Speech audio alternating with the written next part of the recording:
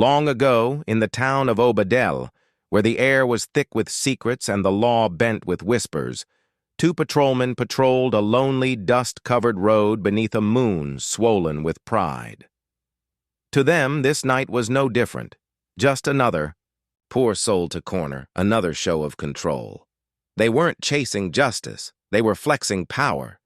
But fate had set a trap for them. Their target this time? A well-dressed man stepping out of a dark sedan near a flickering roadside petrol stand. The smell of roasting plantain and old engine oil hung in the air. This man was no ordinary traveler. His quiet steps, straight posture, and sharp navy blue. Agbada told a deeper story. His name was Adetokunbo Akanji, and unknown to them, he was no victim. He had spent the day in meetings with elders and young reformers, plotting the path to change in Obadele's corrupt police division. A former soldier and intelligence officer, Talks, as his friends called him, had recently returned home to lead the force. As he adjusted his sleeves and moved toward the pump, a harsh voice sliced through the night. "Hey, you there!" The voice belonged to Officer Boma, a stocky man with a jaw like a clay pot and a permanent scowl. He stomped forward, boots grinding the gravel, with a swagger carved from years of unchecked power. His hand hovered near his baton. Suspicion was already settled in his eyes. "What are you doing here?" Boma barked. Adetokunbo turned slowly, both hands visible. His calmness was not born from fear. It came from training. "Getting fuel." "Any problem, officer?" Boma's eyes narrowed. "This is private land. Folks like you don't usually stop here." Tension filled the air like wet smoke. Adetokunbo understood those words all too well. It wasn't about fuel. It was about color, presence, power. "Last I checked, it's a public stand," he replied, voice steady. Boma chuckled, a low, dirty laugh. "Show me your ID. Prove you belong." Without rushing, Adetokunbo reached into his pocket, pulled out his wallet, and handed over his license. Boma gave it a glance, then tossed it back with a smirk. "Didn't think so." Adetokunbo caught it midair. His eyes, now slightly narrowed, met Boma's. He'd dealt with men like this before, men who confused authority with ownership, who thought a badge made them kings. Most days he would have walked away, but not tonight.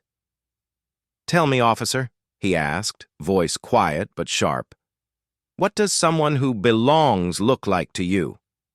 Boma stepped closer. The stench of sour coffee and old sweat clung to his uniform. Without warning, he grabbed Adetokunbo's arm roughly. "Don't get clever with me," Boma growled. And in that instant, the soldier in Adetokunbo awoke. "Take your hand off me," he said, voice suddenly razor-sharp. Boma laughed again, though this time there was hesitation. Then, fueled by years of unchecked arrogance, Boma clenched his fist and struck. His punch hit Adetokunbo square in the chest. The sound echoed, but Tox didn't move. He didn't even blink. Instead, he calmly straightened his agbada, fixed his tie, and looked Boma square in the face. His stare was ice. Boma blinked. This wasn't how it was supposed to go.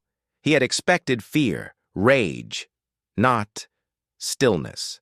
Then, without a word, Adetokunbo struck back. It wasn't rage, it was precision. Years of discipline unleashed in one clean punch. His fist met Boma's jaw with a sickening snap. The officer stumbled backward, stunned. For the first time in his career, Officer Boma was afraid. He clutched his face, eyes wild, unsure what had just happened. For so long, he had believed himself untouchable. But now... "You have no idea who I am, do you?" Adetokunbo asked, stepping forward. Boma stammered. You assaulted an officer." Tox didn't flinch. "Go ahead, call backup, file your report. But when you do, be ready to explain why you struck the new head of police in Obadele." Silence. Boma's lips trembled. His knees buckled slightly as the truth crashed over him. This man, This stranger was his boss. He staggered, blinking. The illusion of invincibility evaporated like sweat in Harmattan heat. His hand inched toward his baton. But even in his fog, he knew better. This man wasn't afraid. Tox didn't move. His disappointment cut deeper than any blow. "Think carefully about your next action," he said. Boma clenched his fists. Pride battled fear. This was a setup," Boma barked. Tox sighed, letting out a humorless chuckle. "No one made you hit me, Boma. That was all you." He took one slow step forward.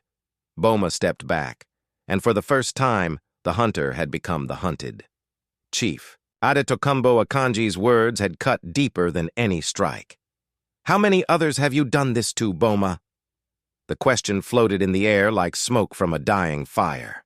It was not loud, but it echoed, and in that moment, Boma stiffened. His past, one soaked in intimidation and shielded by silence, flashed before his eyes. His radio crackled. "Unit 4, status check." Both men paused. Boma's hand hovered over the radio, sweat beading at his temple. He could lie, pretend he was the victim. But this time, no. This time he knew the lie wouldn't work. He clicked the button slowly. "Unit 4, all clear." His voice was flat, without the usual bark. Adetokunbo didn't smile. He simply nodded. "Go home, officer. And when you return tomorrow, we remember you work under me now." Boma's lips curled, but no words came. He turned stiffly, boots heavy, storming back to his patrol car. The tires screamed as he sped away, leaving behind the ruins of the image he had built for years. Inside the roadside shop, an elderly man behind the dusty counter shifted nervously. He pretended to arrange his wares, but his eyes followed Adetokunbo. "You all right, sir?" he asked. "I will be," Adetokunbo replied. The old man shook his head. "That one always thought he was above the sky. Looks like thunder finally found him." Adetokunbo gave a quiet nod, stepped into his car, and sat in silence. His fingers tapped gently on the steering wheel. This was just the beginning. His phone buzzed. A message from Detective Ifeoma. "We need to talk. Urgently." He exhaled, started the engine, and drove off into the night. Detective Ifeoma sat, alone in her office, her foot tapping against the floor. The station was nearly empty, but the air was thick. The kind of stillness that came before a heavy storm. The door creaked. Adetokunbo stepped in. "So?" she said, her voice direct. "How bad is it?" He rubbed his temple. "Bad. He hit me first, but this department? They'll try to shield him." Ifeoma nodded slowly. "Boma's one of the old guard. He's got deep roots. You go after him. You won't just face a man. You'll face a system built to protect him." "I'm ready," Adetokunbo said. "He started this. I'll finish it." Ifeoma studied him, then leaned back. "Then we'll need a plan." Boma didn't. "Go home right away." He drove through the empty roads of Obadele, thoughts spinning like dust devils. He finally pulled into the driveway of a modest house. The porch light flickered. His wife, Ain, stood behind the screen door. One look at his swollen jaw and dark eyes, and she sighed. "What did you do, Marshal?" "Nothing," he muttered. She crossed her arms. "Don't lie. I know that look. Who did you hit this time?" He hesitated. "Akanji." Ene's eyes widened. "The new head? Are you mad?" "He provoked me." "You idiot. He's not like the last ones. Akanji won't sweep this under the mat." Marshal's fists clenched. "I've got people behind me. He doesn't know who he's messing with." Ene turned away. "Then you're a fool. You'll regret this." But he wasn't listening. He was already making calls. Back in his office, Adetokunbo sat, quietly, the weight of the day sinking in. He picked up his phone. "Detective Demeji? It's time. I want every file on Boma, every complaint, Every cover-up. Let's see how deep the rot goes. The next morning, sunlight washed over Obadele, but the shadows hadn't lifted. Adetokunbo stood by his window watching the streets. This was a turning point. A knock. Ifeoma stepped in, her face tight. We've got a problem. Word spreading. Some officers are nervous. Others, angry. Adetokunbo nodded. Let them be. We start today. Every old report. Every ignored file. I want it all. You sure? This will stir every hornet's nest. I didn't come here to play nice. Elsewhere, Boma nursed a glass of burukutu. His jaw throbbed, but his pride stung worse. He should have controlled it, should have kept quiet. But now everyone was talking. The walls were closing in. His phone buzzed. An unknown number. He stared at it for a long moment, the screen glowing like an omen in the dim bar light. Then he answered. Who is this? The voice on the other end was deep, deliberate. Someone who believes you've been wronged. Boma's jaw tightened. The dark corners of the rundown bar whispered like ghosts, the air heavy with smoke and unspoken history. Chief Akanji is making a big mistake. He thinks he can come in here and change the rules. Maybe, the voice replied, cold as steel. But maybe it's time someone reminded him of how this place truly runs. Boma leaned in, his knuckles whitening around the phone. What exactly are you suggesting? Silence.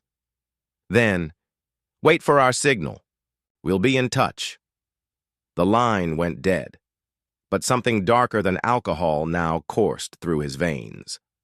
At the Obadele precinct, Adetokunbo stood in the records room with Ifeoma. Dust coated the files like guilt layered over years of silence. He pulled open a drawer. The metal screeched like a scream. Look at this, Ifeoma said, flipping through brittle pages. 12 complaints against Boma, brutality, profiling, false accusations, and every single one dismissed. Adetokunbo's face was carved from stone. Someone has been wiping his tracks. Ifeoma didn't flinch. Not someone. Everyone. The silence here isn't accidental, it's systemic. Then we unearth it, he said, brick by brick. By midday, the temperature inside the station had dropped, even though the sun outside blazed. Officers avoided his eyes. Conversations died when he entered. Doors seemed to close just a bit quicker. And then Boma walked in, his uniform crisp, his boots loud. But there was fire behind his eyes. He walked straight past desks and whispers, heading for the chief's door. You want me to stop him? Ifeoma asked, already rising. No, Adetokunbo said calmly. Let him come. The door shut behind them. Boma turned sharply. You're destroying something you don't understand. This department isn't just laws. It's loyalty, brotherhood. We cover for each other. That's how we've survived. Adetokunbo didn't blink. That's how rot spreads. You think being chief makes you king? You think you can walk in here and change generations of how we've done things? I don't think, Adetokunbo replied. I know, because you, Officer Boma, assaulted me, and now you want me to forget it ever happened? Men like me know how. To endure, Boma said, stepping closer. Men like you don't last. Adetokunbo's voice dropped. We'll see. Later that night, Adetokunbo's car rolled through the silent streets. And he wasn't alone. A black SUV followed. Every turn he made, it mirrored. He slowed at intersections, still behind. They weren't just observing. They were closing in. His fingers tightened on the steering wheel. He would not be intimidated. Meanwhile, back at the station, Ifeoma sat alone in her office. A soft ping broke the silence, a new email. No subject, no sender. She clicked. Her eyes widened. Files, records, scans of internal memos, names of officers, cases buried, false reports, suppressed evidence, and then a signature. The mayor's... She gasped. Her fingers trembled. This wasn't just a few crooked cops. This was a machine of corruption, and its hand reached all the way to the top. At that exact moment, Adetokunbo stepped through his front door. His phone rang. "We have a bigger problem," Ifeoma said. "He's not alone. The mayor's protecting him, and others, too. We have names. We have proof." Adetokunbo stood still, staring into the quiet of his home.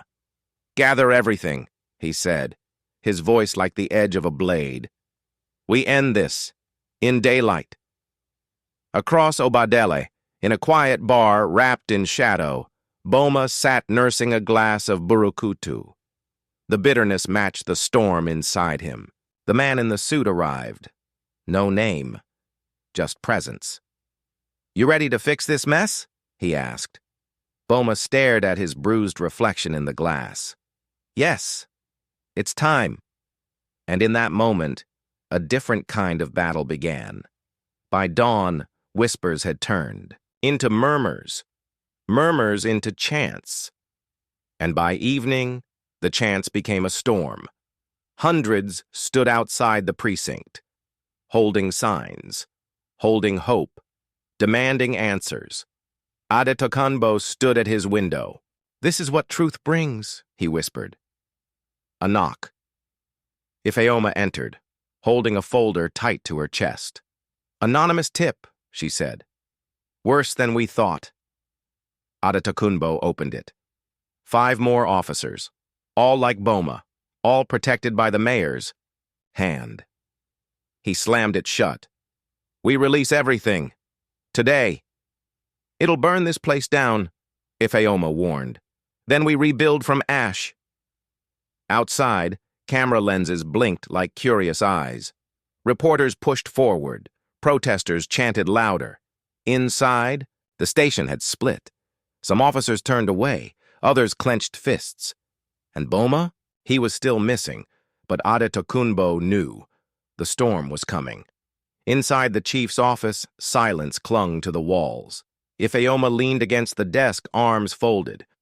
"What's our move, Chief? We can't just wait. He's going to strike." Adetokunbo's eyes were fixed on the growing crowd outside. Protesters with signs, reporters with flashing cameras, mothers with tearful hope. The weight of truth was no longer hidden. He finally spoke. "We go public. Everything. No more secrets." Ifeoma's eyes narrowed. "You sure? This will turn everything upside down." Adetokunbo didn't blink. "It already has." Across town, Boma sat deep in the shadows of a decrepit bar, the air thick with dust and quiet menace. The man in the dark suit stirred his drink slowly, as if savoring something more bitter than liquor.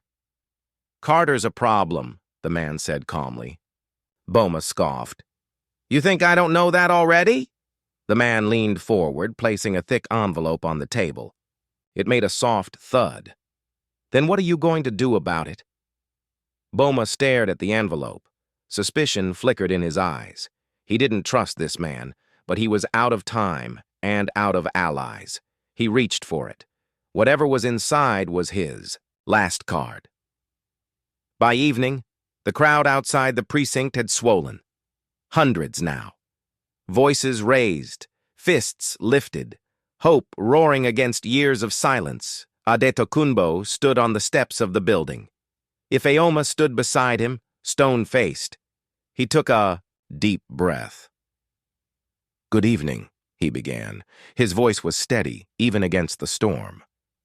"My name is Adetokunbo Akanji. I was appointed chief of police of Obadele to uphold justice. But what I found was a betrayal, a department where complaints were ignored, crimes buried, power abused." Gasps. Cheers. Reporters shoved mics forward. Cameras zoomed in. "That ends now. We will expose every file, every officer involved. No more silence."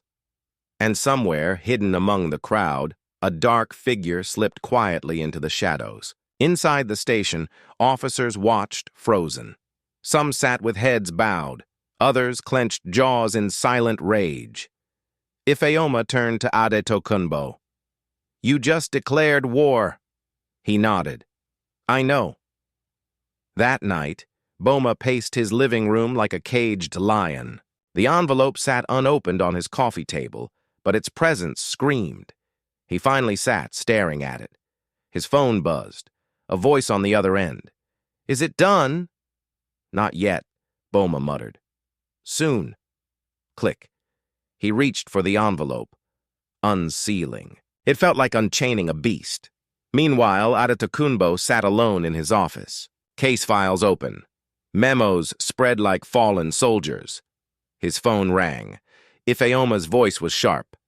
"Something's happening. Boma is moving. My source says tonight." Adetokunbo stood slowly. "Then we stay ahead of him." "And if we can't?" His hand curled into a fist. "Then we fight." Under the flickering lights of a decaying warehouse near the docks, Boma stood in shadows. 3 other officers surrounded him, loyalists, men who still believed they were owed control. "He thinks he can walk in and change everything," Boma said, pacing. "He's made enemies," said Peterson, a wiry officer with twitchy hands. "People are scared." "Good," Boma growled. "Fear is useful."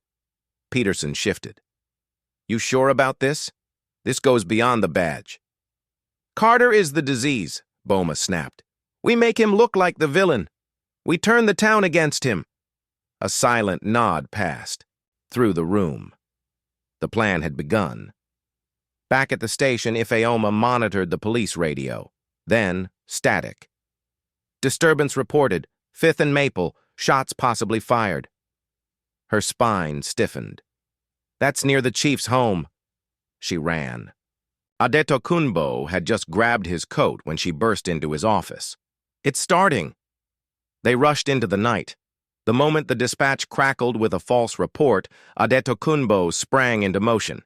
"Let's go," he told Ifeoma. Sirens screamed through the quiet Obadele streets as their vehicle tore through the night. But Adetokunbo's gut twisted the closer they got to 5th and Ojemba. Something was wrong. When they arrived, the scene was too still. A black SUV idled at the curb, engine humming, doors shut. No civilians, no chaos, just silence.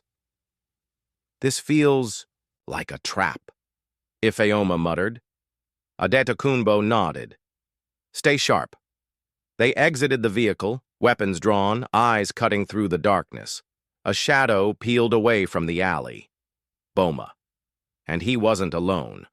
3 officers stood behind him, faces familiar. Faces that once saluted the badge, but now hid behind it. "Evening, Chief," Boma called, voice sugar-coated with poison. Adetokunbo didn't lower his weapon. "Cut the nonsense. What is this, Boma?" Boma spread his arms like a showman. "Just doing my job, responding to a call." Ifeoma stepped beside Adetokunbo. There was no call. Boma grinned. There was, just not through official channels. Adetokunbo's jaw flexed. "So you lured us. Why? You planning to finish what you started?" Boma stepped forward slowly, his voice darker now. "You've been a thorn in our side since you got here. All your reforms, your files, your threats. You think you can clean this place up? Expose us?" "This town belongs to the people," Adetokunbo replied evenly. "Not you, not your corrupt circle." Boma laughed, bitter and loud. "That's the problem with people like you. Always trying to fix systems that were built to be broken." And then he lunged. The fight exploded. Fists, elbows, blood. Boma swung wide, furious, but Adetokunbo countered with precision. Years of military training turned each movement into a calculated storm. The other officers tried to close in. Bang!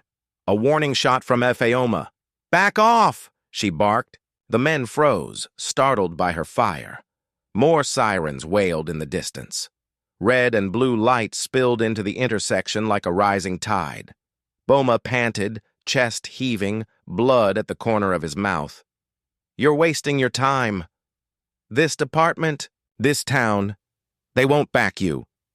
Adetokunbo wiped his own blood with the back of his hand. "Then we'll build something better." An hour later, inside the precinct, Boma sat handcuffed at a cold steel table. His confidence was gone.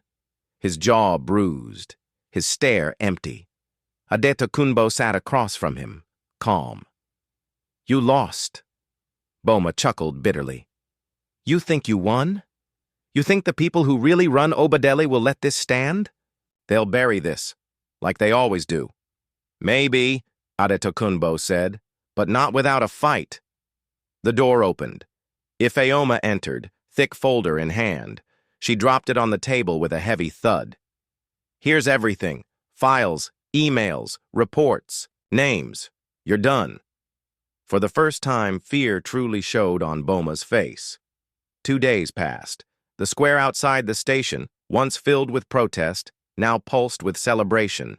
Joy had replaced rage. Adetokunbo stood before the crowd. Justice isn't quick. It isn't easy. But it's possible. And today, Obadele takes its first real step. Applause thundered. Some cried. Others sang. Children clapped in their mothers' arms. From the back, Ifeoma watched silently. A rare smile played on her lips. That night, Adetokunbo sat alone in his office, the weight of victory pressing, heavier than defeat ever had. His badge lay before him. It looked ordinary, but it carried every soul that had been silenced, every complaint ignored, every family broken. A knock at the door. "Chief," Ifeoma said softly, "you did good today." He looked up, tired but proud. "We're just getting started." Because corruption doesn't die, but neither does courage. When silence protects the wicked, it is the voice of one brave soul that begins to break the chains. Chief Adetokunbo's fight teaches us that true leadership means standing up, even when you stand alone. Justice may be slow, it may be costly, but it starts with courage and grows with truth.